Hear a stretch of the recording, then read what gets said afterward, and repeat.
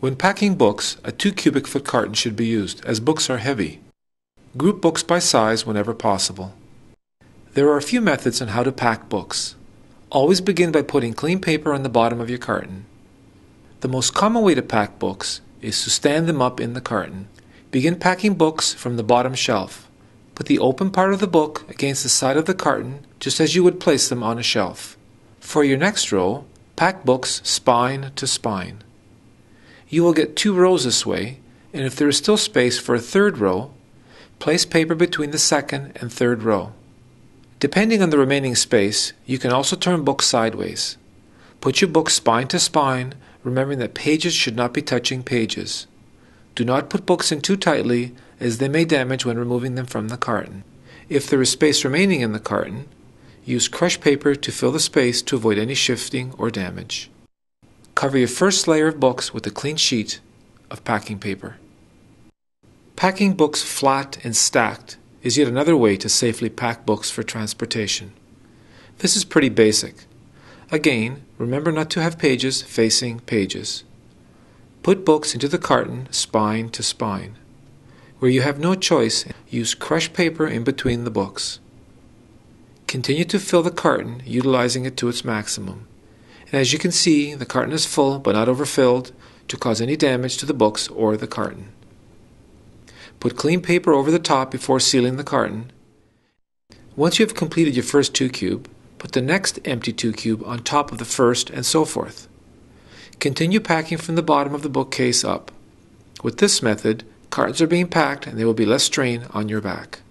Another way to group books is spine down. Put books in the carton with the spine touching the bottom of the carton. Never pack books with the spine facing upwards, as the glue may break away from the binding, causing books to warp. As your first row is complete, you may have to put the second row of books sideways, continuing with the spine facing downwards. Do not put books in too tightly, as they may damage when removing them. When your first row is complete, use clean packing paper over your completed row before commencing your next row of books. Continue to fill the carton, putting books on their spine.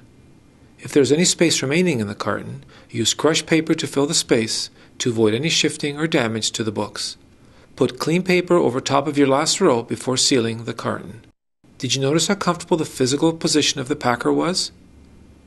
Packing from the bottom of the bookshelf up, and by stacking the cartons, your work will be that much easier and with less strain on your back.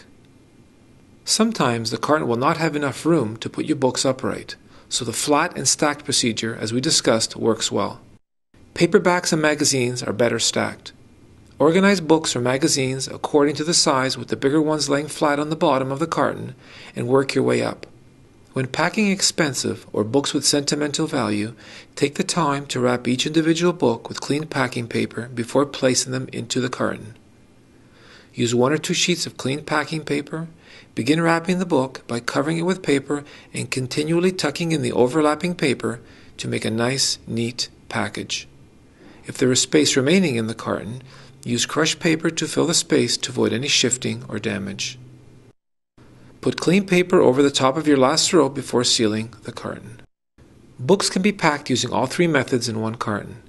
Make sure you don't pack books at odd angles. And lastly, using a permanent marker, write the customer's name, order number, room, and contents on the carton.